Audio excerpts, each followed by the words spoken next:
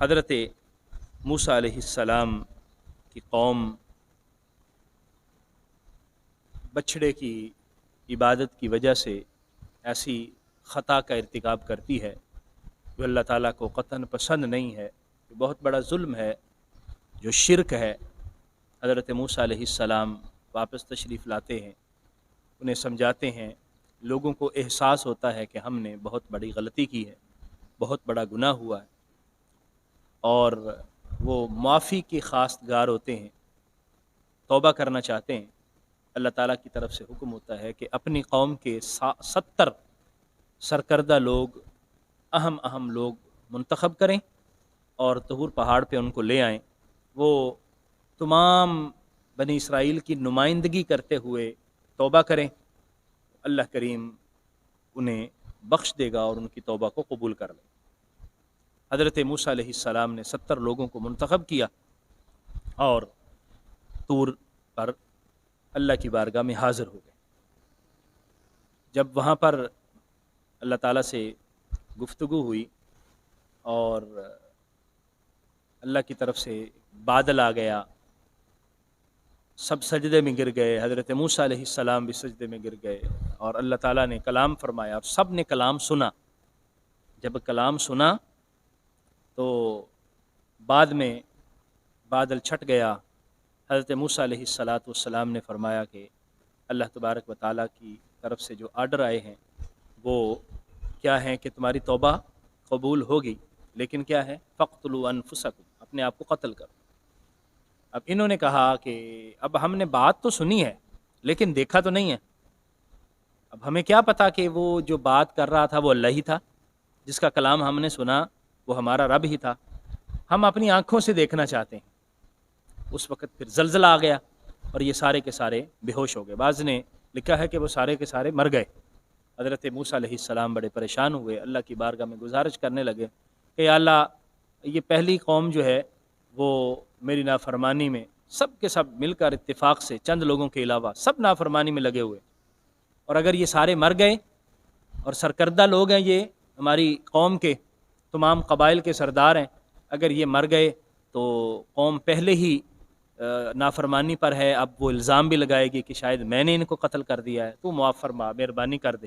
تو ہمیشہ حضرت موسیٰ علیہ السلام اپنی قوم کی خطاؤں کی معافی طلب کر رہے ہیں،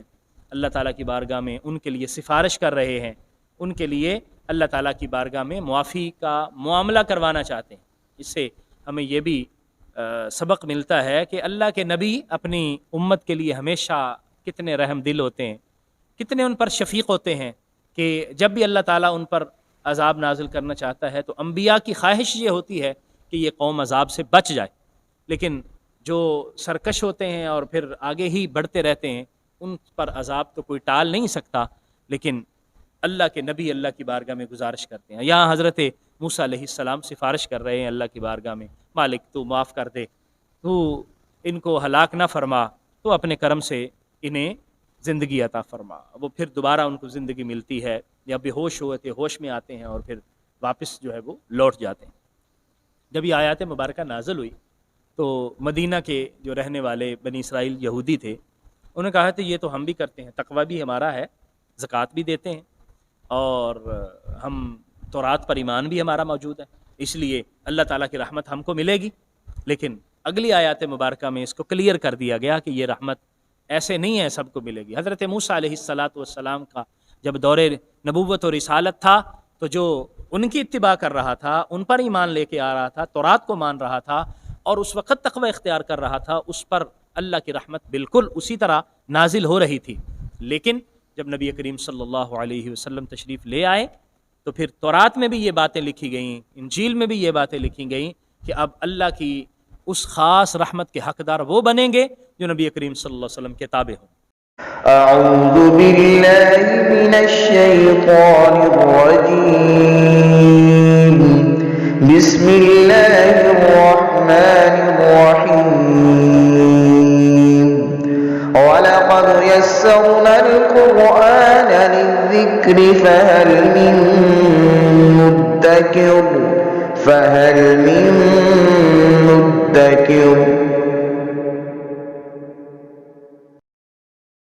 بسم اللہ الرحمن الرحیم۔ سورہ اعراف کی 155 نمبر آیہ مقدسہ ہے اور 19واں رکوع ہم پڑھ رہے ہیں سورہ اعراف۔ اعوذ باللہ من الشیطان الرجیم، بسم اللہ الرحمن الرحیم۔ واختار موسیٰ قومہ 70 رجلا لمیقاتنا فلما اخذتهم الرجفة قال رب لو شئت اهلكتهم من قبل وإياي اتهلكنا بما فعل السفهاء منا ان هي الا فتنتك تضل بها من تشاء وتهدي من تشاء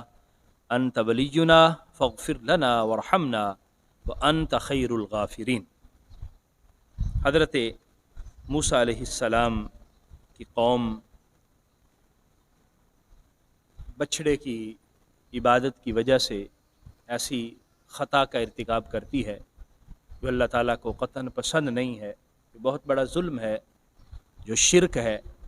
حضرت موسیٰ علیہ السلام واپس تشریف لاتے ہیں، انہیں سمجھاتے ہیں، لوگوں کو احساس ہوتا ہے کہ ہم نے بہت بڑی غلطی کی ہے، بہت بڑا گناہ ہوا ہے، اور وہ معافی کی خواستگار ہوتے ہیں، توبہ کرنا چاہتے ہیں۔ اللہ تعالیٰ کی طرف سے حکم ہوتا ہے کہ اپنی قوم کے 70 سرکردہ لوگ، اہم لوگ منتخب کریں اور طور پہاڑ پہ ان کو لے آئیں۔ وہ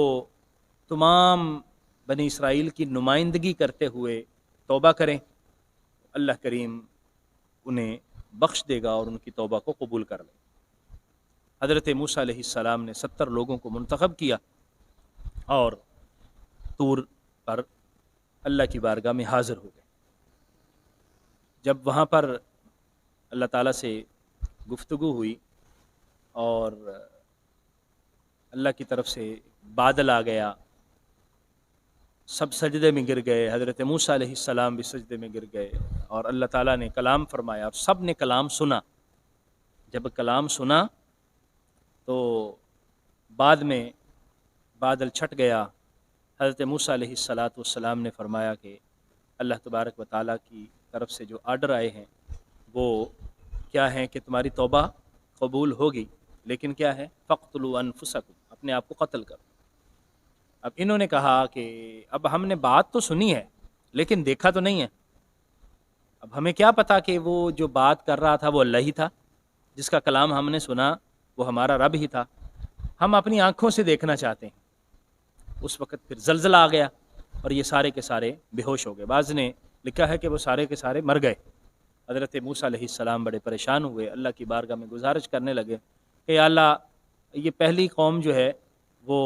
میری نافرمانی میں سب کے سب مل کر اتفاق سے، چند لوگوں کے علاوہ سب نافرمانی میں لگے ہوئے،